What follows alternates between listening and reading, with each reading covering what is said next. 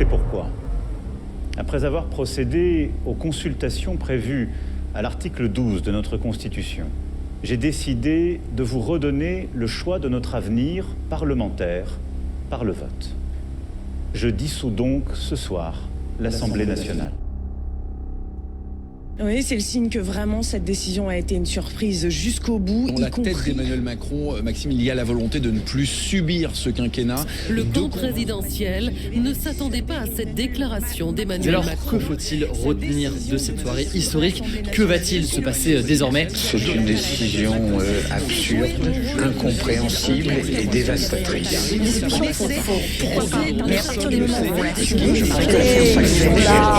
Ils sont dans les campagnes, dans les villes.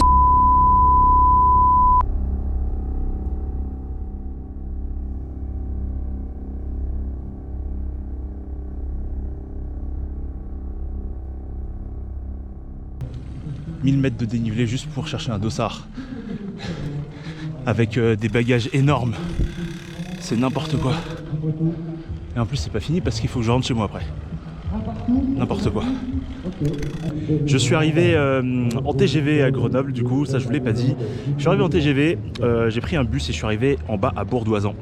Et le truc c'est que de Bourdoisan jusqu'à l'Alpe d'Huez, il n'y avait pas de bus. Et du coup, ce que j'ai fait, c'est que j'ai monté tout l'Alpe d'Huez pour aller chercher mon dossard à vélo. Et maintenant, il faut que je redescende tout l'Alpe d'Huez pour aller à mon logement qui sera à Oris. Et le truc c'est qu'à Oris, pour aller de Oris depuis l'Alpe d'Huez, il faut tout descendre et puis ensuite remonter une bonne partie. Ça explique pourquoi c'est une journée extrêmement difficile pour moi. À partir de maintenant, il va falloir que j'aille voilà, à mon Airbnb pour déposer mes affaires. Et puis ensuite, il va falloir que j'aille acheter à manger. Hein. C'est un peu obligatoire. Voilà, donc l'aventure à vélo, c'est ça aussi. Hein. Quand on n'a pas de voiture, c'est très difficile aujourd'hui. Mais j'ai monté tout l'Alpe en zone 2, donc voilà, j'espère que ça va le faire. Hop, et voilà, on se retrouve au beau milieu de nulle part, sur une toute petite route qui permet de rejoindre le village d'Oris en Oisan. Donc c'est une station de ski, donc voilà, que du dénive, je suis essoufflé, vous pouvez pas savoir, parce que parler c'est éprouvant. Mais voilà, je sais pas du tout ce que ça va rendre cette vidéo. J'ai l'impression que je suis en mode vlogging galère. Mais en même temps, c'est la vérité. Parce que là, j'ai jamais autant galéré sur la préparation d'une cyclosportive. Déjà avec l'annulation du dimanche, enfin le report au samedi. Merci Macron. Merci les décideurs pour cette nouvelle incroyable.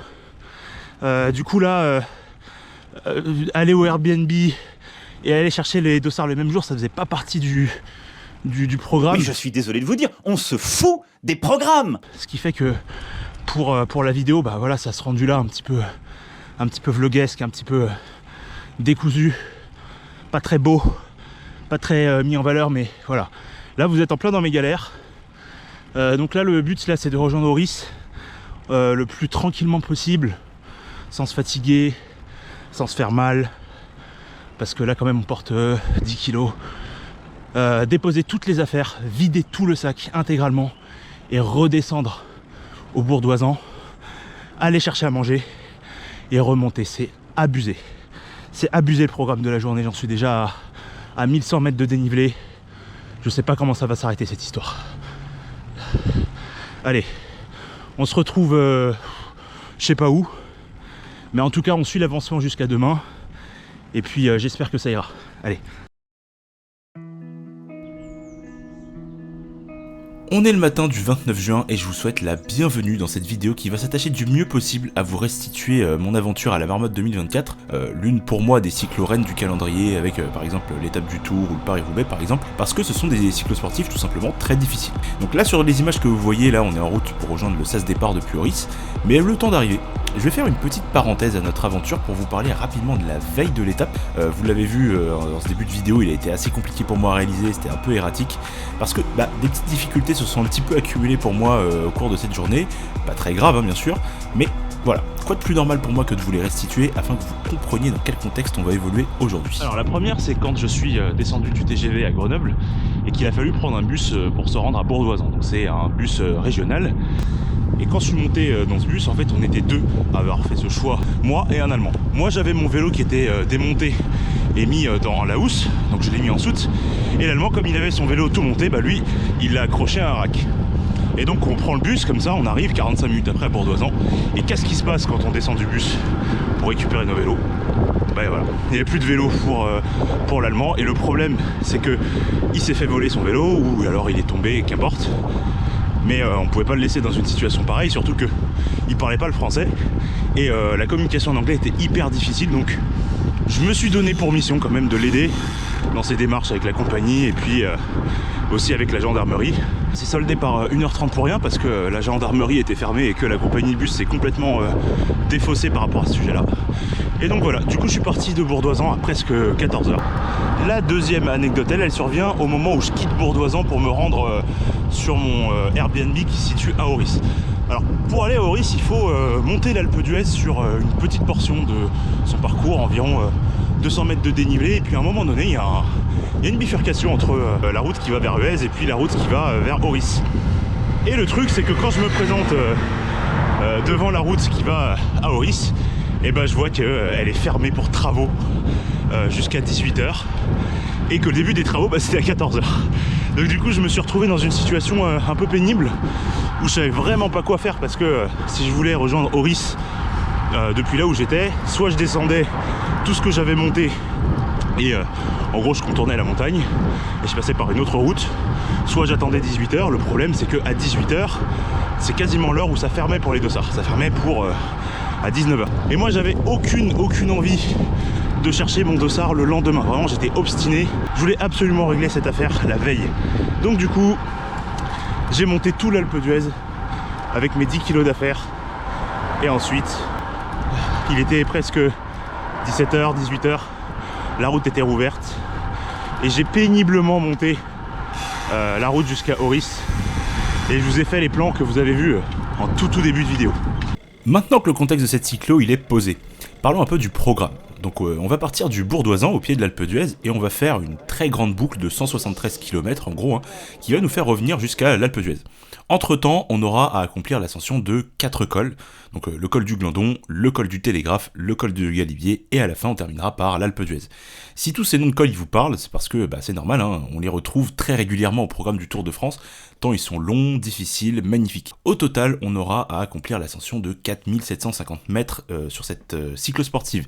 Mais vous inquiétez pas, j'ai volontairement fait un survol très succinct du programme parce que on va y revenir très en détail dans la suite de cette vidéo.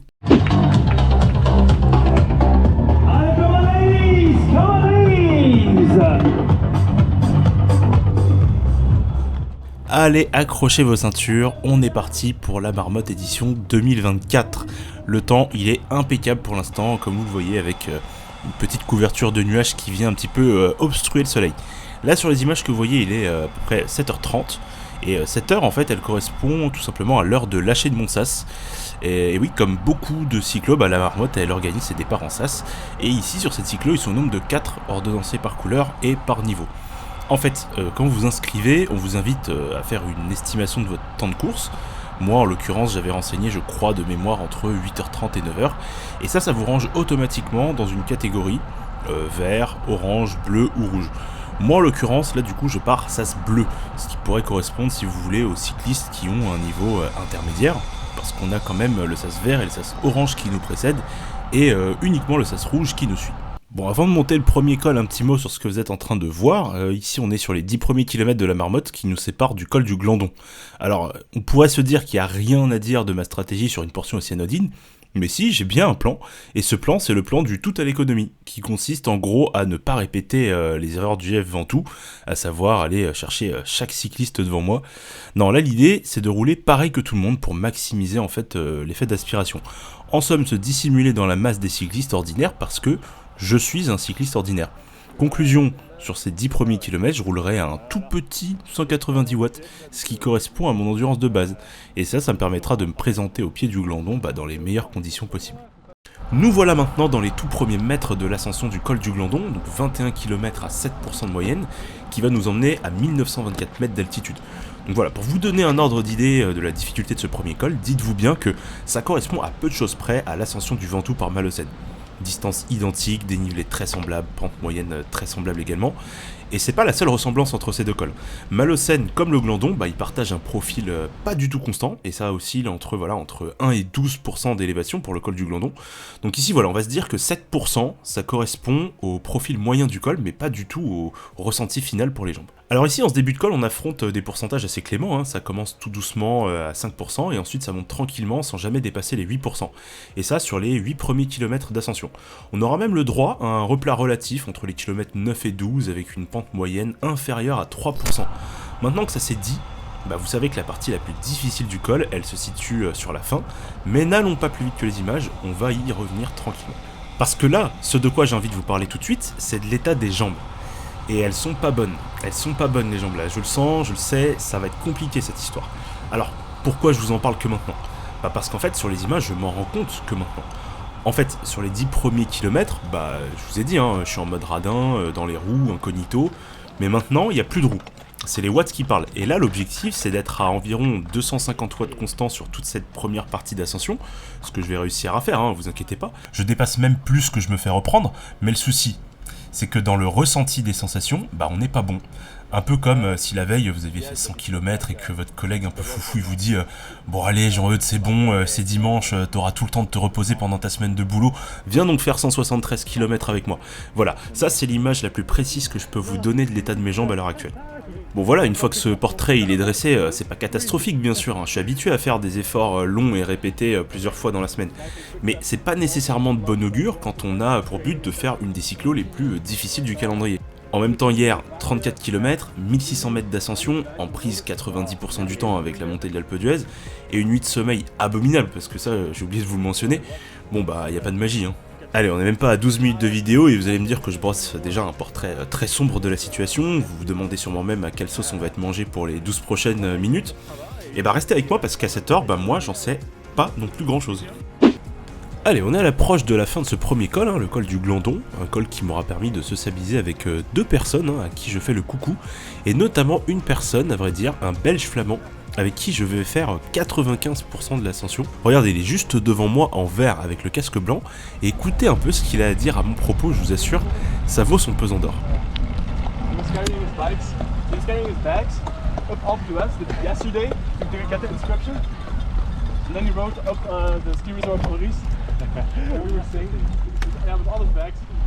I don't understand why it's not in Bourdoisan. Ah. Bah oui, parce qu'en fait le gars devant, il m'a vu hier. Il m'a vu avec mes sacs. Et c'est comme ça que ça lui est venu l'idée de venir me demander « Ah, mais c'est toi !» Et moi je lui ai simplement répondu « Ah yes, with the bag ouais, it could be. » Bon, trêve de plaisanterie. Sommet du Glandon à 1924 mètres d'altitude, premier ravito. Je m'arrête bien 5-6 minutes hein, de mémoire, histoire de me souffler un peu. Et je néglige pas l'aspect eau et nourriture. Ça y est, c'est la descente du premier col, la descente du col du Glandon. On finit l'ascension avec des jambes qui sont un petit peu... qui sont en deçà de ce que je suis capable d'avoir comme jambes après telle distance. Donc les vues se confirment, hein, les journées d'hier on a bien harassé. Essayer de finir dans de bonnes conditions. Toujours, hein, ça reste objectif par rapport au Ventoux. Mais voilà, je sais que je ne serai pas au top. On profite de la descente. Faisons un premier bilan puissance dans l'ascension de ce premier col. Et le verdict, il est sans appel. Je suis en dessous de mes valeurs habituelles de puissance. 221 watts de moyenne sur 1h34. C'est loin d'être honteux me concernant, mais on est quand même 20 watts en dessous de ce que je pourrais tenir raisonnablement sur une durée comparable. La bonne nouvelle, c'est que tout ça c'est volontaire. Tout ça c'est contrôlé. Je sais que j'ai pas les jambes en ce début de cyclo, et je sais quand même que c'est un effort qui va nous emmener sur 8h30 à 9h on a dit. Et ça on continue. Les fois où j'ai fait autant de vélo sur une séance, ça a dû se compter sur les doigts d'une main dans toute ma vie.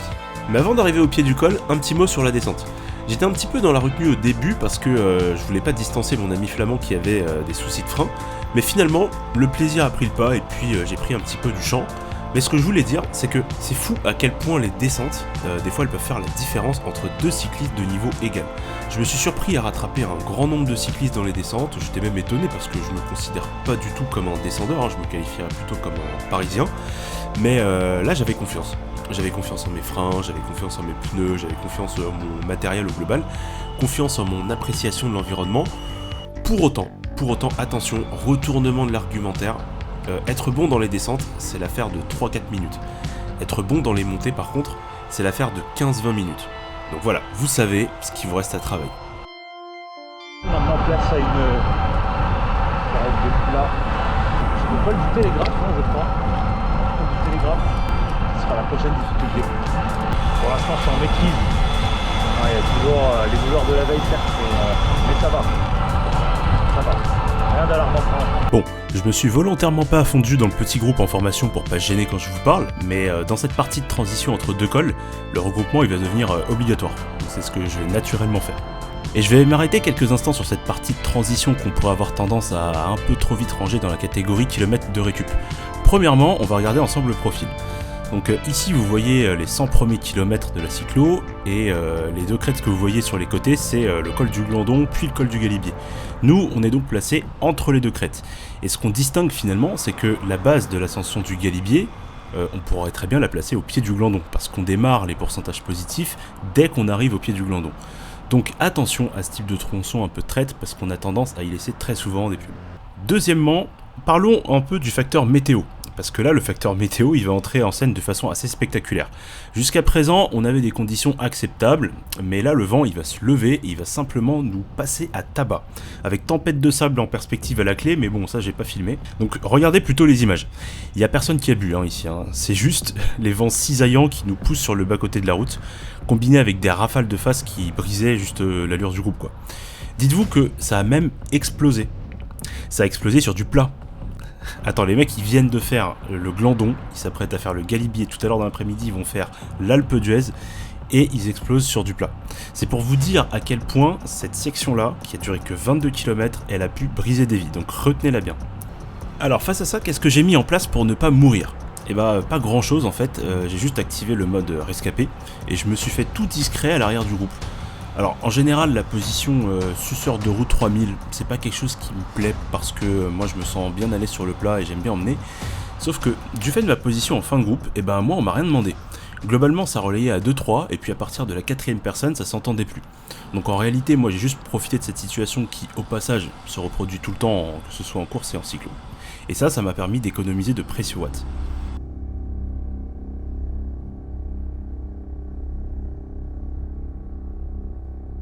C'est l'attaque de Pogacar. Impressionnant, Jonas Vingegaard, il est là. 1 mètre de perdu, 2 mètres. Jonas Vingegaard qui va se mettre sur son rythme maintenant. Thomas Voeckler, attendu par Anthony Charteau, vous l'avez dit, et rattrapé par Vincent Giraud. Thomas Voeckler qui essaie de se relancer. Et vraiment Thomas Voeckler dans une période. Il perd les pédales un peu, Thomas. Là. Le col du Galibier, des paysages uniques, des étapes mythiques, des scénarios tragiques. C'est la prochaine étape incontournable de la marmotte. Mais avant d'en venir au Galibier à proprement parler, on effectue d'abord l'ascension du col du Télégraphe, qui est en gros le ticket d'entrée pour arriver à la base du Galibier. On commence notre ascension à 700 mètres d'altitude environ, et ça va nous emmener jusqu'à 1500 mètres, le sommet du col du Télégraphe. C'est un col avec une pente que j'aurais tendance à qualifier de raisonnable. Elle fait 7% en moyenne, elle est régulière, la route elle est bonne, les paysages y sont sympas. Le Télégraphe ça fait aussi partie des cols qui se montent en moins d'1 heure. Moi par exemple j'ai le monté en 58 minutes avec une forme en dents de scie. Les meilleurs eux ils le montent en 30 minutes. Donc si comme moi vous n'êtes pas un grimpeur ou que vous aimez pas quand ça devient difficile, je pense que vous allez beaucoup aimer le profil du Télégraphe. Alors comme je vous disais, j'ai pas eu des watts de folie sur ce Télégraphe, seulement 213 petits watts sur cette ascension, ce qui correspond à ma zone 2. Cependant, je vais être extrêmement constant sur cette puissance tout du long. Et qu'est-ce qui se passe quand on est constant, qu'on s'effondre pas dans une ascension d'un col ? Et bah tout simplement on dépasse du monde. Et au début c'était pourtant laborieux, on va pas se mentir, seulement 213 watts comme je vous disais, 77 kg, c'est pas très tranchant. Mais comme je me connais, et que je suis en communion avec mes sensations, et que je cherche pas non plus les gens devant, et bah cette stratégie elle marche en col. Sur les images que vous voyez là, on atteint le second ravito au pied du Galibier. Notez bien que je m'arrête à tous les ravitos et à tous les points d'eau. Là vraiment, je joue la carte de la prudence et je présume en rien de mon état de forme. Sur ce ravito, je vais m'arrêter 4 minutes, donc c'est à peu près ok, sachant qu'avec la transpiration, j'aurais jamais eu besoin de pause technique, donc là pour le coup, ça m'avantageait. Allez, on sort de Valois, retour sur les pentes du Galibier, le vrai cette fois-ci, où je vais imprimer au début le même rythme que sur le Télégraphe, donc un peu plus de 200 watts. On a l'impression que c'est un peu galère pour moi sur les images, mais non, pas du tout. C'est pas plus galère que sur le Glandon en réalité. En fait, pour être parfaitement honnête, je pense qu'à ce stade, c'est dur pour tout le monde. On a gravi pas loin de la moitié du dénivelé de la cyclo, et il reste donc l'autre moitié. Mais qu'y a-t-il dans l'autre moitié ? 600 mètres de dénivelé positif à plus de 2000 mètres d'altitude. Est-ce que c'est bon pour vous ? Bon, il va sans dire, mais ça vous vous en doutez, que je n'ai jamais grimpé de col de haute altitude comme ça. Je sais même pas comment mon corps va réagir, mais ce que je vous propose qu'on fasse, c'est qu'on décrypte ça dans les chiffres à partir des segments Strava. Donc sur l'ensemble de l'ascension, le rythme que je vais imprimer, c'est 198 watts. On note déjà une sensible diminution par rapport au Télégraphe, mais ce qui est intéressant de voir, c'est que contrairement au Télégraphe, là sur le Galibier, je vais pas tenir ce rythme, je vais lentement décroître en puissance. Donc regardez sur ce segment qui correspond aux 4 premiers kilomètres, là je vais imprimer 216 watts, donc c'est même un tout petit peu mieux que sur l'ensemble du Télégraphe, mais ensuite on va lentement décroître, donc 207, 198, 192, et on finira l'ascension, tenez-vous bien, à 185 watts. Bon, deux facteurs pour expliquer cette baisse, le premier, la fatigue. On part quand même sur un col qui affiche plus de 1200 mètres de dénivelé positif, à ce rythme on est quasiment sur un deuxième glandon, mais un deuxième glandon dont 600 mètres se font quand même à au-delà de 2000 mètres d'altitude. Ce qui nous emmène au second facteur, l'altitude bien sûr, qui altère sur le métabolisme avec la baisse de la concentration d'oxygène bien sûr. Allez, je vous propose qu'on referme un peu nos manuels de sciences pour qu'on se focalise un petit peu sur ce qu'on voit, et ce qu'on voit là, c'est une météo qui était très très capricieuse. Sur les derniers mètres d'ascension du Galibier, on va faire face à des vents qui étaient capables de vous arrêter sur place littéralement quand on était de face. Donc c'était très ennuyeux ce point là, mais c'était pas le seul point ennuyeux. Il y avait aussi la pluie, une pluie un peu glaçante comme ça qui disait en gros t'arrêtes surtout pas parce que sinon tu vas finir frigorifié. Parce que là, contrairement aux cyclistes que vous voyez sur les images, moi j'ai fait le choix de pas revêtir de coupe-vent parce que tant que je roulais, ça allait. Ah, et une dernière chose, écoutez-moi ce silence. Ce silence, c'est le silence de la communion de tous avec la souffrance. J'ai vu des gens s'arrêter, j'ai vu des visages émaciés, j'ai vu des gens faire des slaloms, j'en ai vu d'autres pédaler avec les oreilles. Bref, ce Galibier, il a vraiment tenu toutes ses promesses. Malheureusement pour les derniers de cordée, et notamment ceux qui étaient partis sas rouge, les conditions climatiques, elles s'étaient tellement dégradées que l'orga, elle a dû activer le bus-balai pour mettre en sécurité les participants, et naturellement ça a voulu dire abandon forcé pour certains, donc voilà. La météo elle s'est montrée très capricieuse. Quasiment le sommet du Galibier pour le 3e ravito. Je dis quasiment parce qu'on n'ira pas jusqu'au sommet du col, et à la place on va emprunter le tunnel du Galibier. Pourquoi ? Parce que le dernier kilomètre jusqu'au sommet était fermé à la circulation à cause des conditions météo. Dommage, mais bon, c'est pas très grave, c'est juste pour le symbole. Au final, on finira l'ascension à 2552 mètres d'altitude au lieu de 2642, donc on perd 90 mètres de dénivelé environ. C'est une fraction du total de cette cyclo. Bon, après le franchissement du tunnel, il est donc officiellement temps de commencer la descente du col avec un profil descendant sur plus de 45 km. Oui, 45 km gratuits où on va profiter pour récupérer. Ça représente un peu plus d'1 heure de répit, et cette heure, il faut la mettre à profit pour reconstituer les forces avant l'ascension du dernier col de la journée, le plus dur, l'Alpe d'Huez. Alors par rapport à l'alimentation sur le vélo, je vais retomber dans mes travers habituels et pas assez en profiter pour manger. C'est dommage, mais par rapport au plaisir pris dans la descente, là, on était présent. Comme sur la descente du Glandon, là ici, même remarque, je m'en sors bien. Encore une fois, je suis pas un descendeur, mais le vélo avait toute ma confiance, donc je prends un peu les trajectoires en me focalisant sur la sortie du virage. J'essaye de freiner tard, en dosant, et ainsi, je rattrape quelques positions.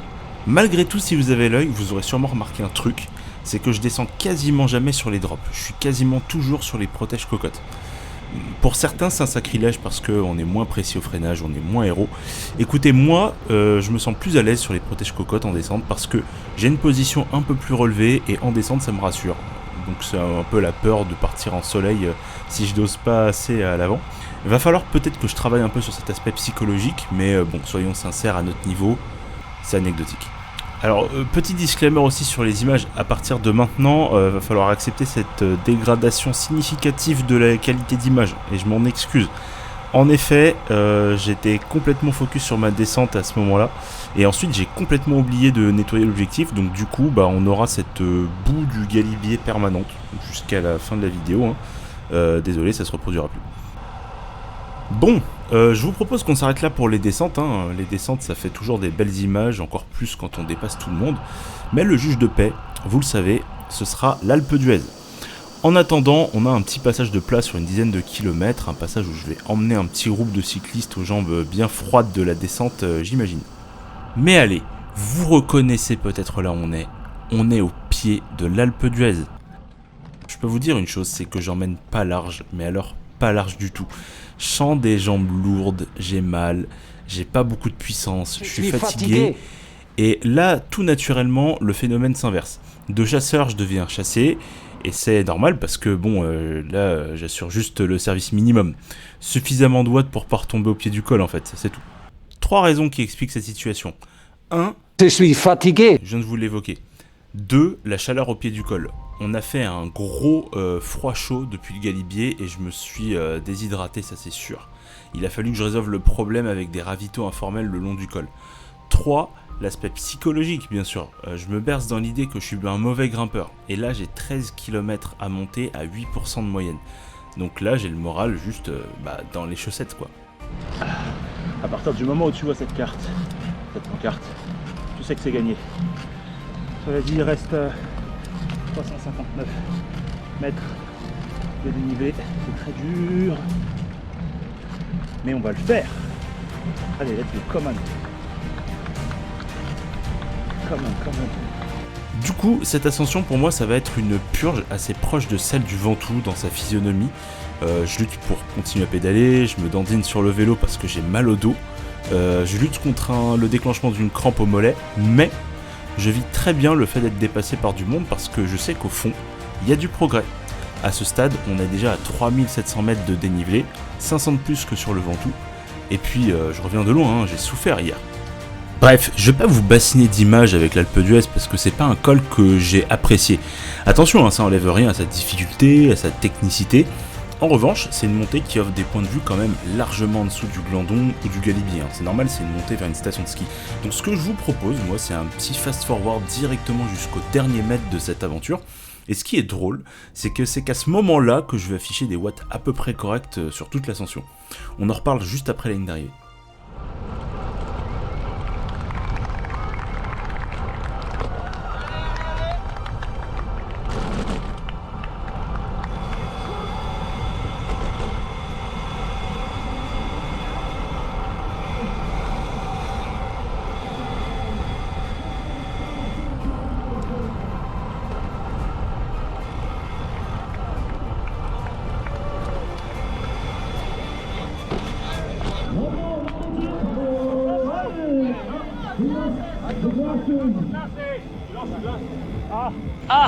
Elle était marrante ces petites arrivées parce qu'en fait j'ai accéléré parce que je me faisais chasser par un gars que je venais de dépasser.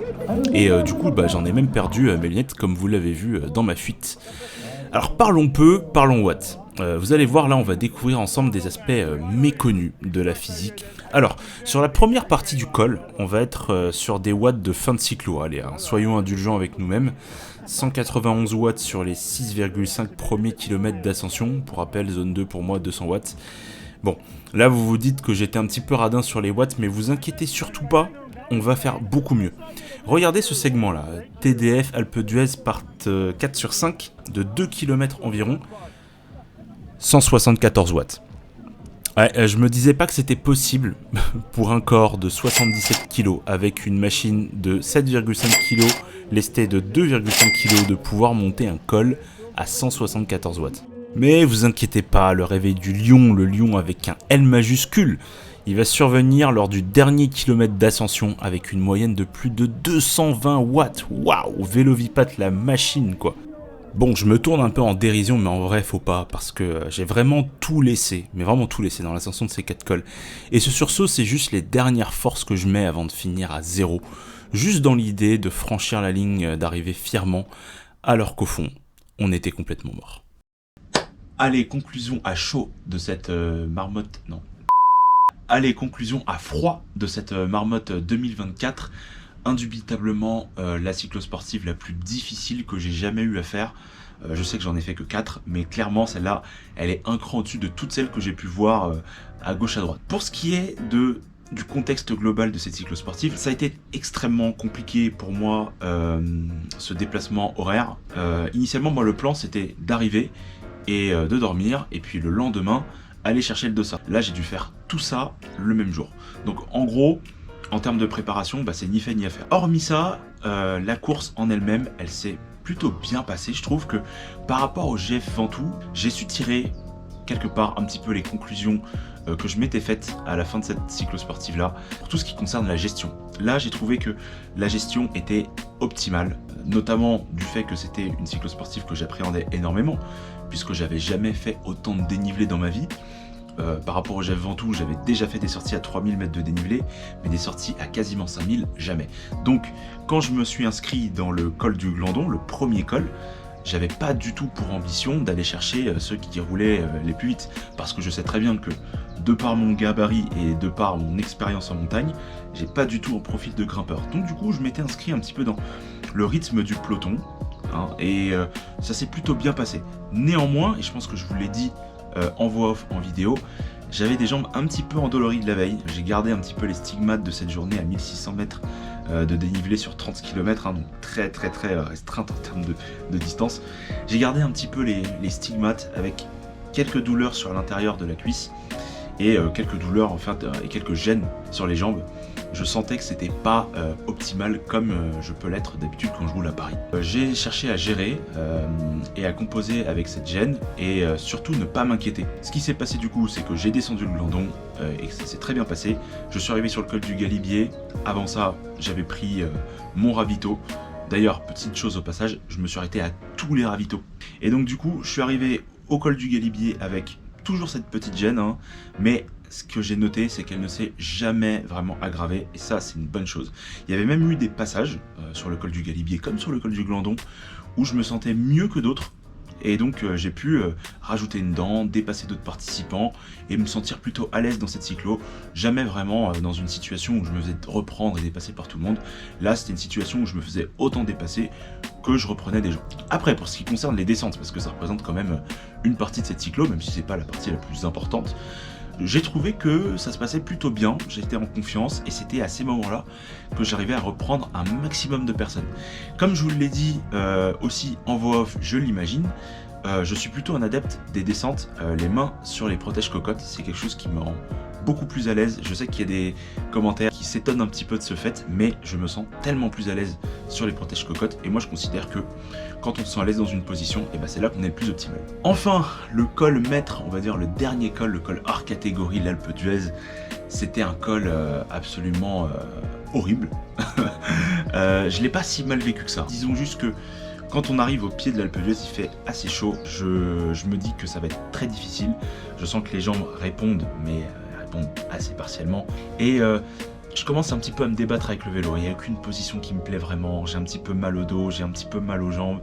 Et je sens qu'on est toujours sur cette corde raide entre le fait de ne pas cramper et le fait de cramper. Je prends un rythme lent, vraiment lent. Conclusion de cette cyclosportive, beaucoup mieux géré que le GF Ventoux. Une forme globale qui bien sûr n'avait rien à voir avec le GF. Je pense que je partais avec un capital énergie un peu moins élevé, un capital musculaire un peu moins élevé du fait de la veille. Mais bon, au final c'est passé et je termine à la 1400 et quelquième position. Un résultat honnête, hein, ça fait partie des 30% de ceux qui sont arrivés les premiers. C'est pas quelque chose de stratosphérique et c'est pour ça qu'en fait j'aime tenir cette chaîne, c'est parce que je reste un cycliste comme vous au final et ça me fait grandement plaisir. Sur ce, j'espère que malgré toutes ces difficultés à vous proposer un contenu aussi qualitatif que sur le GF Ventoux, cette vidéo vous aura plu et tout ce que je peux espérer moi c'est que sur les prochaines cyclosportives une meilleure organisation me permette d'obtenir un meilleur résultat. Moi je vous dis à la prochaine, continuez de faire du vélo et peace.